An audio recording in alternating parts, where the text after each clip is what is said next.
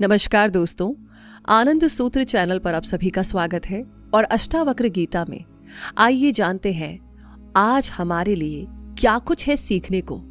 जरा सोचकर देखिए, अगर आपको आज पता चल जाए कि आपके घर के नीचे अरबों का खजाना दबा हुआ है, तो क्या आप कल सुबह उठ करके वाकई में दाल रोटी की चिंता करेंगे?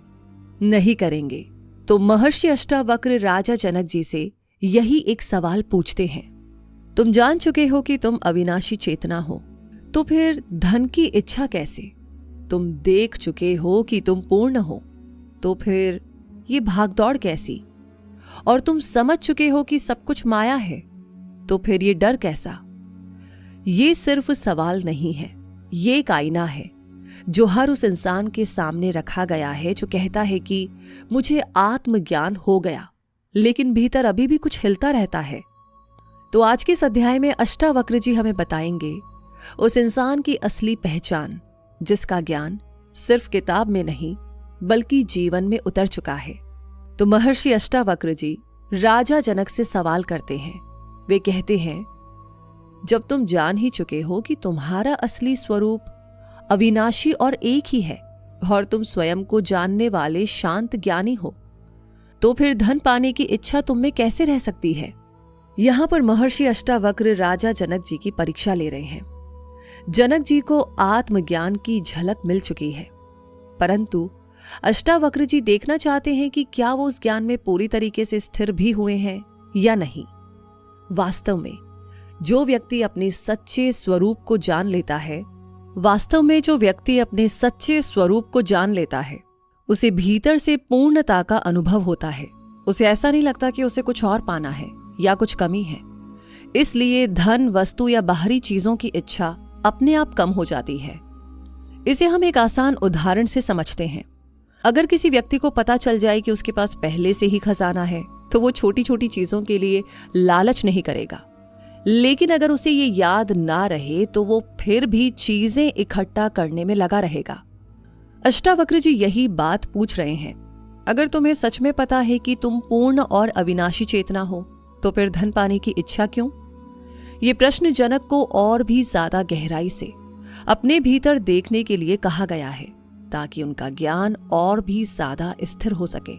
वे कहते हैं कि जैसे सीप को अज्ञान की वजह से लोग चांदी समझ लेते हैं, वैसे ही आत्मा के अज्ञान की वजह से मनुष्य संसार की वस्तुओं में आसक्ति पैदा कर लेता है। समुद्र के किनारे कई बार सीप सूरज की रोशनी में चमकती है और दूर से वो चांदी जैसी दिखाई देती है। अगर किसी को पता ना हो तो वो उसे सचमुच चांदी समझकर लालच करने लगता है। लेकिन जैसे ही वो पास जाकर देखता है और समझ जाता है कि ये चांदी नहीं सिर्फ सीप है, उसी क्षण उसका लालच खत्म हो जाता है। वे फिर से पूछते हैं, जब तुम जान ही चुके हो कि तुम तो वही चेतना हो जिसमें ये पूरा संसार समुद्र में उठती लहरों की तरह प्रकट होता है, तो फिर तुम एक दुखी और असहाय व्यक्ति की तरह क्यों भागदौड़ कर रहे हो? जब तुम सुन चुके हो कि तुम्हारा वास्तविक स्वरूप शुद्ध चेतना है जो अत्यंत सुंदर और पूर्ण है, तब फिर कामना में आसक्ति कैसे रह सकती है और क्यों मनुष्य उससे अपने मन को मलिन बना लेता है? वे बोलते हैं कि यह सचमुच आश्चर्य की बात है कि जो व्यक्ति अपने भीतर पूरे ब्रह्मांड को और पूरे ब्रह्मांड में अपने आप को देख चुका है, उसमें मेरा तेरा या स्वामित्व की भावना अभी भी कैसे रह सकती है? एक सरल उदाहरण से समझते हैं। मान लीजिए आपके शरीर में हाथ, पैर, आंखें सब हैं। क्या आप कहते हो कि ये हाथ मेरा है इसलिए मुझे इसे पकड़ कर रखना है? नहीं, क्योंकि वो पहले से ही आप ही का हिस्सा है। तो महर्षि अष्टावक्र जी का कहना है कि जब कोई व्यक्ति पूरे अस्तित्व को उसी तरह अपने ही विस्तार के रूप में देखता है, तब स्वामित्व की भावना अर्थहीन हो जाती है। वे बता रहे हैं कि ये आश्चर्य की बात है कि जो व्यक्ति सर्वोच्च अद्वैत सत्य में स्थित है और मुक्ति की ओर है, वो फिर भी कामना के अधीन हो जाए और प्रेम क्रीड़ा जैसी बातों से विचलित हो जाए। यहां पर महर्षि अष्टावक्र जी जनक जी की आलोचना नहीं कर रहे, वे उन्हें गहरी ईमानदारी से अपने भीतर देखने के लिए प्रेरित कर रहे हैं। वे बार बार एक ही बात पूछते हैं, अगर तुम वास्तव में उस शुद्ध चेतना को जान चुके हो, तो फिर मन की पुरानी आदतें तुम्हें क्यों हिला रही हैं? ये प्रश्न ज्ञान को सिद्धांत से अनुभव में स्थिर करने के लिए है। ये भी आश्चर्य की बात है कि मनुष्य ये जानते हुए भी कि वासना ज्ञान की शत्रु है, और जब वो बहुत कमजोर हो चुका है तथा जीवन के अंतिम दिनों में पहुंच गया है, तब भी इंद्रिय सुखों के लिए प्रबल इच्छा बनी ही रहती है। कमाल की बात है कि जो व्यक्ति इस लोक और परलोक की वस्तुओं से अनासक्त है, जो नश्वर और शाश्वत में भेद कर सकता है और जो मुक्ति की इच्छा रखता है, वही व्यक्ति मुक्ति से ही डरने लगे। ये डर क्यों पैदा होता है? तो यहां पर अष्टावक्र जी एक बहुत ही सूक्ष्म बात बता रहे हैं। जब कोई व्यक्ति मुक्ति यानी लिबरेशन की बात करता है तो अक्सर वो सोचता है कि उसे दुखों से मुक्ति चाहिए, बंधनों से मुक्ति चाहिए। लेकिन जब वो गहराई से समझता है कि मुक्ति का अर्थ है अहंकार और व्यक्तिगत पहचान का नष्ट होना, तब मन थोड़ा डर सकता है। मन को लगता है अगर मैं मुक्त हो गया तो मेरा मैं कहाँ रहेगा, मेरी पहचान, मेरी कहानी, मेरा व्यक्तित्व का क्या होगा। और यही डर अष्टावक्र आश्चर्य कहकर दिखा रहे हैं। तो अब तक अष्टावक्र जी ने उन विरोधाभासों को दिखाया था जो आधे अधूरे साधक में होते हैं। ज्ञान की बातें तो होती हैं, लेकिन मन अभी भी इच्छाओं, भय और आसक्ति से हिलता ही रहता है। तो अब वे बताते हैं कि सच्चा ज्ञानी कैसा होता है। वे बोलते हैं चाहे उसका सम्मान किया जाए, उसे दावतें दी जाए या उसे कष्ट दिया जाए, वो शांत व्यक्ति हमेशा, इसलिए ना तो वो प्रसन्नता से फूला समाता है और ना ही क्रोध में भरता है। इसका मतलब ये नहीं है कि वो कुछ भी महसूस नहीं करता, बल्कि ये कि उसकी भीतरी शांति परिस्थितियों पर निर्भर नहीं रहती। वे बताते हैं कि उच्च आत्मा वाला व्यक्ति अपने ही शरीर को ऐसे देखता है जैसे वो किसी दूसरे का शरीर हो, इसलिए उसे प्रशंसा या निंदा से कैसे कोई व्याकुलता हो सकती है। इसका गहरा अर्थ ये है, सामान्यतः हम अपने शरीर और मन से पूरी तरह जुड़ जाते हैं। अगर कोई हमारी प्रशंसा करे तो हमें बड़ी खुशी होती है, और अगर कोई हमारी आलोचना करे तो हमें दुख या क्रोध भी आता है। लेकिन ज्ञानी की दृष्टि तो अलग ही होती है। इसी तरह का विचार भगवत गीता में भी आता है, जहां पर कहा गया है कि प्रकृति के गुण ही सारे कर्म करते हैं, लेकिन अज्ञान की वजह से मनुष्य सोचता है कि मैं ही करता हूं, और जब ये भ्रम हट जाता है तब व्यक्ति भीतर से मुक्त हो जाता है। जब कोई इस पूरे संसार को केवल एक माया या आभास के रूप में देख लेता है और उसमें उसकी रुचि समाप्त हो जाती है, तब स्थिर बुद्धि वाला व्यक्ति मृत्यु के निकट आने से भी क्यों डरेगा। इसका अर्थ धीरे धीरे समझते हैं।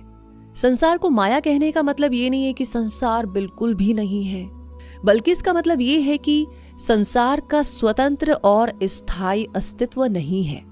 वो चेतना में प्रकट होता है और बदलता रहता है। जब कोई व्यक्ति ये देख लेता है तो उसकी आसक्ति धीरे धीरे कम हो जाती है।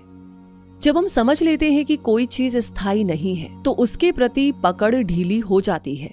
जैसे सपना देखते समय सब बहुत रियल लगता है, लेकिन जागने पर हम उसमें कोई निवेश नहीं करते। इसी तरह ज्ञानी संसार को एक आने जाने वाली घटना की तरह देखता है। मृत्यु का डर तब होता है जब हम मानते हैं कि मैं ये शरीर हूं, शरीर खत्म होगा तो मैं खत्म हो जाऊंगा।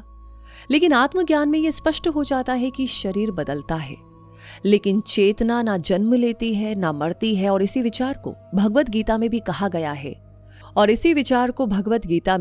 गया है कि आत्मा ना तो जन्म लेती है और ना ही उसकी मृत्यु होती है। इसलिए जब शरीर समाप्त भी हो तो उसे कोई भय नहीं रहता, क्योंकि वो जानता है कि उसका वास्तविक स्वरूप कभी नष्ट नहीं होता। महर्षि अष्टावक्र जी बोलते हैं कि उस महान आत्मा की तुलना किससे की जा सकती है जो आत्मज्ञान से ही संतुष्ट है और निराशा की स्थिति में भी इच्छा रहित रहता है। दूसरी ओर सामान्य मनुष्य की स्थिति क्या होती है? जब उसकी इच्छा पूरी होती है उसे खुशी मिलती है, जब इच्छा पूरी नहीं होती तो निराशा और दुख होता है। लेकिन यहां पर अष्टावक्र जी जिस व्यक्ति की बात कर रहे हैं वो आत्मज्ञान से संतुष्ट है। उसकी संतुष्टि किसी बाहरी चीज पर निर्भर नहीं है, इसलिए निराशा भी असर नहीं करती। ऐसा व्यक्ति संसार में कार्य तो करता है, लेकिन उसकी स्थिति अलग होती है। जो स्थिर बुद्धि वाला व्यक्ति ये जानता है कि वस्तुएं अपने वास्तविक स्वरूप में कुछ भी नहीं है, अर्थात उनका स्वतंत्र अस्तित्व नहीं है, वो ये क्यों सोचेगा कि ये वस्तु स्वीकार करने योग्य है और वो त्यागने योग्य है। यहां पर वस्तु से तात्पर्य है बाहरी संसार की चीजें और भीतर के अनुभव, विचार, भावनाएं और इच्छाएं। वे केवल चेतना में प्रकट होने वाले अनुभव है, इसलिए स्वीकार और त्याग का प्रश्न क्यों नहीं। साधारण मनुष्य का मन हमेशा दो भागों में बटा रहता है, ये अच्छा है, इसे पाना है, ये बुरा है, इससे बचना है। यही राग यानी यही आकर्षण और द्वेष यानी कि विरोध का चक्र है। लेकिन ज्ञानी जब ये देख लेता है कि सब कुछ, जी हां, सब कुछ उसी चेतना में उठने वाले अनुभव है, तब उसके भीतर ये तीव्र पकड़ समाप्त हो जाती है। तो अष्टावक्र गीता में महर्षि अष्टावक्र जी स्थिर और मुक्त मन की अवस्था को समझाते हैं। जिस व्यक्ति ने अपने मन में संसार की आसक्ति छोड़ दी है, जो द्वंद्वों जैसे कि सुख दुख ठंड गर्मी से परे है और इच्छाओं से मुक्त है, उसके पास जो भी अनुभव स्वाभाविक रूप से आते हैं वे उसे न सुख देते हैं और ना ही दुख देते हैं। सामान्यतः मन इन अनुभवों के आधार पर प्रतिक्रिया करता है। जो अच्छा लगता है उसे पकड़ना चाहता है और जो बुरा लगता है उससे दूर भागता है। इसी आकर्षण और विरोध से मानसिक उतार चढ़ाव पैदा होते हैं। तो जिस व्यक्ति ने इच्छाओं और आसक्ति को पार कर लिया है, उसके लिए अनुभव केवल घटनाएं बन जाती है। वो उन्हें होने देता है जैसे वे स्वाभाविक रूप से आती हैं। यही वो अवस्था है जहां पर व्यक्ति जीवन के अनुभवों को स्वीकार करता है, लेकिन उनसे बंधता नहीं। तो अब एक काम कीजिए, अपने भीतर एक पल के लिए रुकिए और खुद से पूछिए, क्या मेरा ज्ञान सिर्फ समझ में है या जीवन में भी उतरा है? तो यही वो सवाल है जो अष्टावक्र जी बार बार पूछते हैं। आप इस बारे में जरूर सोचिएगा। इस वीडियो के बारे में आपकी क्या राय है? लाइक ऑलरेडी कर दिया है तो इसे शेयर करना बिल्कुल ना भूले। प्लस कमेंट सेक्शन में अपना प्यार और सपोर्ट हमें हमेशा की तरह भेजते रहिए, क्योंकि आपके ये कमेंट्स हमें प्रेरित करते हैं ऐसी वीडियोस आप तक पहुंचाने के लिए। और अगर आप चाहते हैं कि अष्टावक्र गीता का अगला भाग भी आप इसी गहराई से समझें, तो प्लीज हमारी फैमिली का हिस्सा बनने के लिए हमारे चैनल को सब्सक्राइब करके बेल आइकन को प्रेस कर दीजिए, क्योंकि ये यात्रा अभी पूरी नहीं हुई। जितना अब तक आपने सुना वो तो बस शुरुआत थी। शांत रहिए, जागरूक रहिए और अपने भीतर बसे अनंत को महसूस करते रहिए, क्योंकि यही तो है परम आनंद का सूत्र। धन्यवाद।